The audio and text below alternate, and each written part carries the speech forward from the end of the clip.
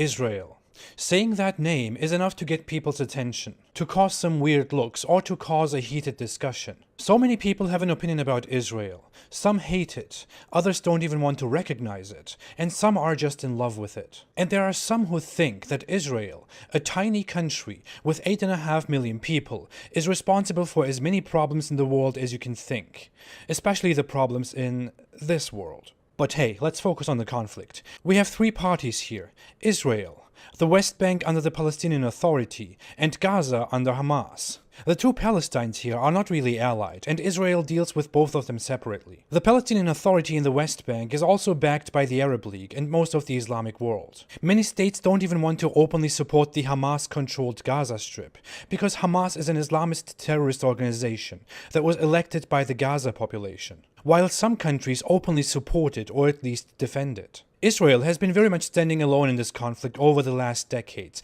despite their good international relations, except for the support of the Jewish diaspora and the United States of America, an ally that is today essential for Israel's survival. But while there are so many conflicts in this world, why are so many nations, so many unions, so many people directly or indirectly involved in this conflict? What is really going on? Let's go into history and find out. For better navigation, depending on what you're interested in, you can go to the specific parts of this video through the pinned comment. I will talk about the history before the conflict, about Zionism, the British era where the conflict began, the time after Israel's independence, today, and lastly, the Islamic world against Israel. Hebrew people lived in this area over 3,000 years ago. In rather traditional sources with some historical support, we see the Kingdom of Israel and Judah ruling here 3,000 years ago. And more historically documentable, we find a Jewish autonomous kingdom, the Hasmonean Kingdom under the Hellenistic Seleucid Empire. Afterwards, Jews lost their autonomy and became mere subjects under future rulers until they were expelled and eventually came back. The region was ruled by the Romans, the Persian Sassanids, the Byzantines, the Islamic Caliphates, Egyptian Islamic dynasties, Seljuks, the Crusaders, the Ayyubid Caliphate, the Mamluks, and finally the Ottomans. You see what a mess this is. Islamic rule came first with the second caliph and companion of Muhammad, Omar. He conquered this region during the early Islamic conquests and heavily Islamized this region, while also admitting the formerly expelled Jews back into the region. Jews were previously expelled by others, now they were back, but they were also reduced to second-class citizens under the Islamic dhimmi system,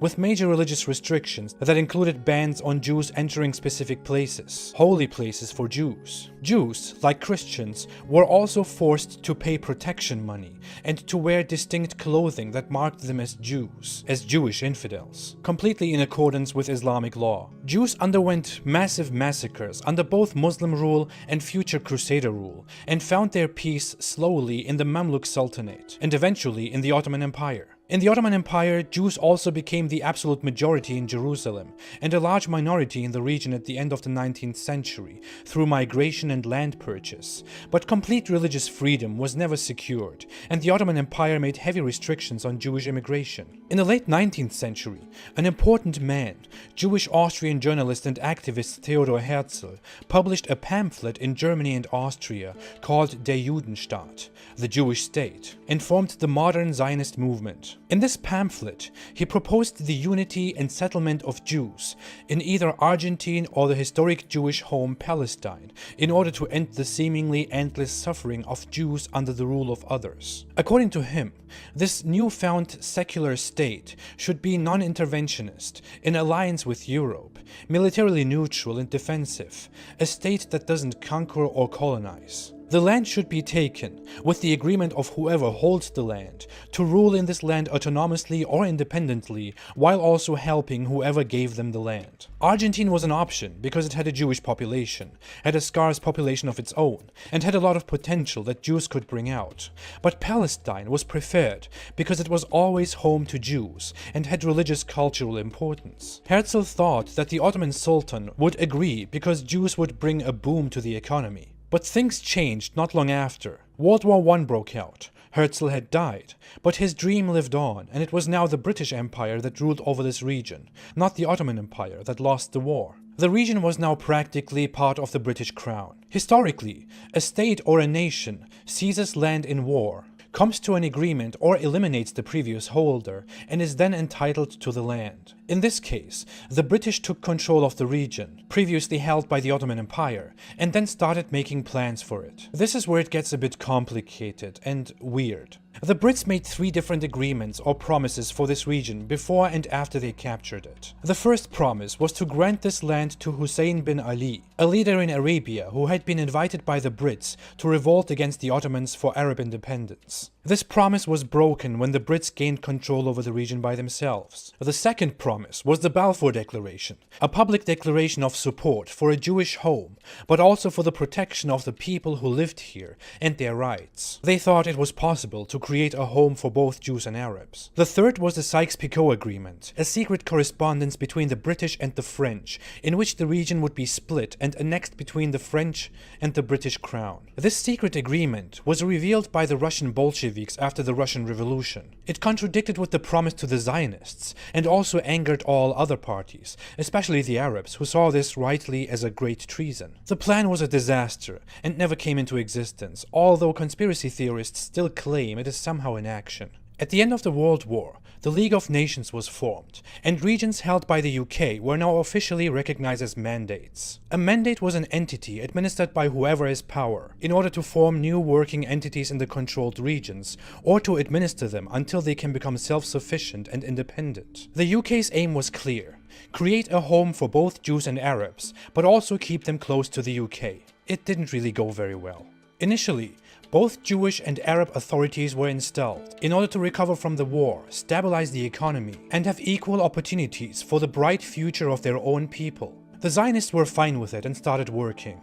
The Arabs were not. They considered all of this an occupation. They had no understanding for the war result, and didn't want the British administration and any Jewish influence and immigration at all. The Arabs staged major revolts in 1920, 21, 29, and 36. These riots were very violent and caused a massive displacement of Jews from specific regions and attracted more Arabs from outside the region. The 1936 revolt was the largest, but it was also a major defeat for the Arabs, and consequently the British expelled many of the responsible Palestinian leaders, and some fled. One of them was the Grand Mufti of Jerusalem, Amin al-Husseini, who first fled to neighboring lands and eventually to Nazi Germany and Fascist Italy. Let's come back to that in a bit. After this major revolt, the Brits ordered a commission, known as the Peel Commission. This commission investigated the whole conflict and concluded that the mandate of Palestine had become unworkable and suggested a new plan: the partition of the region into a Jewish state and an Arab state. This was the first official plan for a partition. The plan was never adopted due to disagreements on both sides. Instead, the British Crown introduced the White Paper in 1939, a one-state solution for Jews and Arabs, once again. You can see that the Brits had big difficulties settling this conflict. This plan also restricted Jewish immigration heavily and made restrictions on further land purchase by Jews. The Jews had purchased a lot of land from Arabs before, and this was seen as a cause of the unrest. This deal stayed in effect until 1948 and served as a buffer that prevented the conflict from getting worse. Jews had been mostly defensive and retaliatory prior to this plan, in that they defended themselves against British authorities and Arab attacks and responded with revenge actions. But now, some Jewish groups lost hope for a solution and lost their trust in the British Crown and created local violent militia. Some of these were loyal to the Zionists in charge, while others, like the group Lehi, renounced the Zionists in charge, but declared an open, violent fight against the British administration and the Arabs. This group committed a lot of terrorist attacks, like Arab groups would do it before, and stopped its activities after the conflict. But it was there during the conflict, and this group is also very often brought up as a series of atrocities made by the Zionists. But let's point out again that this group was a minority and was not in accordance with the Zionists in charge. The organization also wanted to install a totalitarian Hebrew state and seek alliance with Nazi Germany. A pretty stupid plan. Instead, the Grand Mufti Amin al-Husseini, whom we mentioned before, was in Germany by now and had come together with Hitler already. This is an important part of the conflict. The Mufti met Hitler and asked him to help rid Palestine of Jews and the Brits. Hitler didn't officially agree to anything, but he embraced the Mufti and his forces and promised that if Hitler won the war and the Arabs overpowered the Zionists, together they would eliminate any Jewish entity in Palestine. The Palestinian Mufti was now a Nazi ally and also part of the infamous SS. He made multiple speeches in which he called Jews the greatest enemies of humankind and the Muslims, accused them of being naturally despicable characters, supported conspiracy theories of the global Jews controlling the UK and the US, and advocated the removal of Jews from everywhere. He sounded very much like Hitler. Hitler also included Palestine in his speeches in the parliament, and with cooperation with the Mufti, the Nazis distributed a pamphlet to the Arabs in which Jews were described as the Dajjal, the prophesied false messiah in Islamic eschatology, who is also in Islamic scripture associated with Jews. Surprise. And Hitler was praised as the great leader who would kill the Dajjal. I don't think I have to expand much on that. Gladly, the two Nazis could never fulfill this plan, because Germany lost the war, and Hitler fled to Argentina, where he's still alive today. Just kidding, he's dead. In 1947, the Brits had enough. They wanted to withdraw from Palestine and terminate the mandate. So the United Nations General Assembly made an offer to the local parties, whether they accepted or not, a final offer. The solution was to partition the region into an Arab state, a Jewish state, and an internationally controlled Jerusalem, although Jerusalem was majorly Jewish. The Zionists didn't like it, but agreed. The Arabs had a different plan. The plan was adopted, Britain left, and civil war broke out immediately. The Jews were defensive. They were quick and declared the state of Israel during the civil war. With Israel becoming a state, the civil war turned into a war between nations. The Israeli-Arab War, also known as the Israeli War of Independence. It was now Israel and Israeli minorities against local Arabs, Egypt, Iraq, Jordan, Syria, Saudi Arabia, Yemen, the Muslim Brotherhood, volunteers from other countries, and briefly Lebanon. The problem is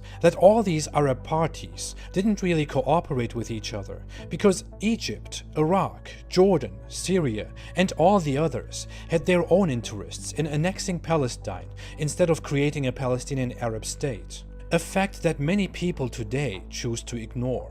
Israel won the war, and with that, violence and oppression against Jews in the Arab world increased immensely, so that the Jewish exodus from the Arab world happened. In a short time, the vast majority of Jews from Arab countries were expelled or fled to Israel. Israel expelled local Arabs in return. This came to be known as the Palestinian Exodus, still a matter that is discussed today. In this war, Gaza was occupied by Egypt, while Jordan was annexed by the West Bank and East Jerusalem. Israel gained even more land than what was originally assigned, but the supposed Arab Palestine was now owned by neighboring Arab states. The Arab world dug themselves in a hole. This is what Israel had with the partition plan. And this is what they had now. Great job, Arab League. I really want to ask the question now, was this a great plan? Wouldn't it have ended much better for the Arabs if they had agreed to the original plan? Israel had now enough reason to expand its borders, and did that in war. Can they be blamed for this? Diplomatically, rationally, no. Emotionally, yes. After this, peace never really happened. Over the decades, local Palestinian Arabs staged dozens of attacks, together with Egypt and Jordan, and never gained anything from that. 18 years later, Egypt caused another war by closing the Straits of Tiran, a sea passage in the south, to Israeli ships. This was, as declared in 1955 by Israel, a war cause. Israel declared war immediately. Syria and Jordan joined on Egypt's side, and Israel won the war in 6 days, which is why the war is known as the Six-Day War. Another great humiliation to the Arab aggressors. As a result, Israel captured Gaza, the Sinai Peninsula, the West Bank, East Jerusalem, and the Golan Heights. Now Israel was even bigger. The Arab League didn't learn from this mistake. They came together after this war and made a historic declaration known as the 3 No's. No peace with Israel, no recognition of Israel, no negotiation with Israel. The Arab world agreed to this and showed that they weren't interested in settling this conflict without eradicating Israel that occupied such a huge region in the middle of the Arab world. Around this time, local Arabs finally came up with the idea to create their own organizations, stop trusting the Arab nations, and working to create their own Arab state. Well, to force their own Arab state. The organizations, PLO, PFLP, Fatah, and others, had different ideologies like Islamism, liberalism, or communism, but the aim was a one-state solution, without Jews. But seriously, they came up with this 15 to 20 years after Israel was formed. Before this, the land was just to be annexed by other existent Arab nations. Let's say it. Israel didn't steal anyone's land. This graph that you always see is completely misleading and wrong. A land for Palestinian Arabs was never the plan until now. In 1969, for the first time, the Organization of Islamic Cooperation was formed, an organization that included the entire Muslim world and sided with the Palestinian Arabs. It was only now that the global Muslims supported what they call Palestine today. In the 60s and 70s and further on, violent Palestinian organizations committed hundreds of attacks against Israeli citizens and politicians in Israel, the occupied territories, or outside. The most significant attack that attracted international attention was the Munich massacre in 1972, when a group called Black September took the Israeli Olympic team hostage during the '72 Summer Olympics. The terrorists killed the entire Israeli team, then killed a German police officer before they were killed. Our worst fears have been realized tonight. They have now said that there were 11 hostages. 2 were killed in their rooms yesterday morning. 9 were killed at the airport tonight. They're all gone. This era was full of chaos, mass shootings, bombings, stabbings, aircraft hijackings, and so on. In 1973, the Yom Kippur War broke out. This was a surprise attack by Egypt and Syria on Yom Kippur, the holiest day in Judaism. The two nations declared war and attempted to invade Israel, despite heavy disapproval from their big ally, the Soviet Union. Israel won again. Soviet leader Brezhnev, who was an ally to Egypt and Syria, even made a humiliating statement after this war. He said that the Arabs wouldn't listen to reason and were only interested in fighting a hopeless fight. He even said that the Egyptian president called him at night and begged him for help, which Brezhnev refused. Syria and Egypt also committed atrocities against captive Israelis in this war. It was documented and proven that hundreds of Israelis were tortured and killed in captivity. This was a very difficult war.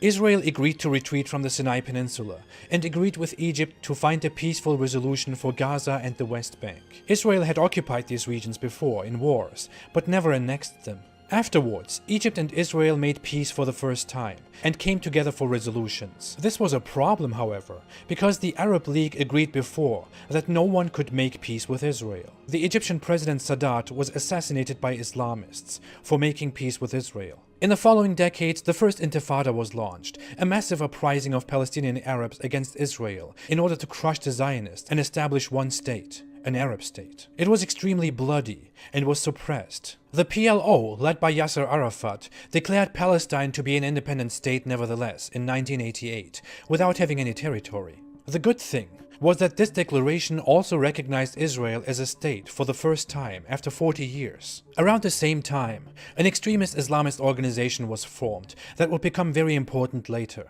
Hamas. An openly anti-Semitic, anti-Zionist, Islamic fundamentalist organization that would encourage, manage, and commit many terrorist attacks, including suicide bombings, in the following decades. An organization that was almost like ISIS at that time. Hamas also declared in their fundamental covenant that the Jews were behind every war and conflict in history, that the Holocaust was their product, that they provoked the Holocaust for their own interests, and so on. Talking points that are nowadays found among mentally challenged conspiracy theorists. They also made clear that death was holy to them, that their allegiance was to Allah, and that Islam would eventually eradicate Zionism.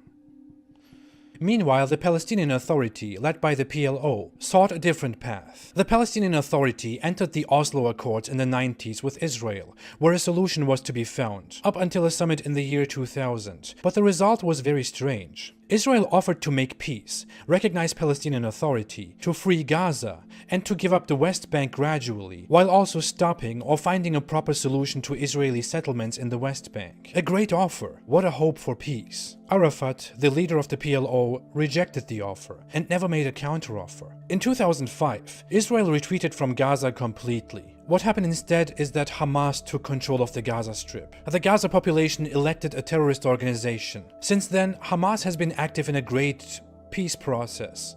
Oh no, wait. Oh, Hamas has been active in firing missiles to Israel, organizing suicide bombings, broadcasting anti-Jewish propaganda on TV, organizing massive riots at the Israel border, sending children to the border, using international funds on military actions, turning UN buildings and schools into military posts, and so on. Occasionally, Hamas attacks Israeli citizens. Then Israel responds by evacuating targets and bombing them. In the media, you can see this as Israel bombed the Gaza Strip. Coming back to the Palestinian Authority in the West Bank, things are much better since Israel built a wall and made hefty military checkpoints in order to prevent further attacks from this site, as they had happened all the time before. But terrorists are still openly praised and celebrated in the streets. Families of dead terrorists are given rewards, and anti-Israel propaganda is everywhere.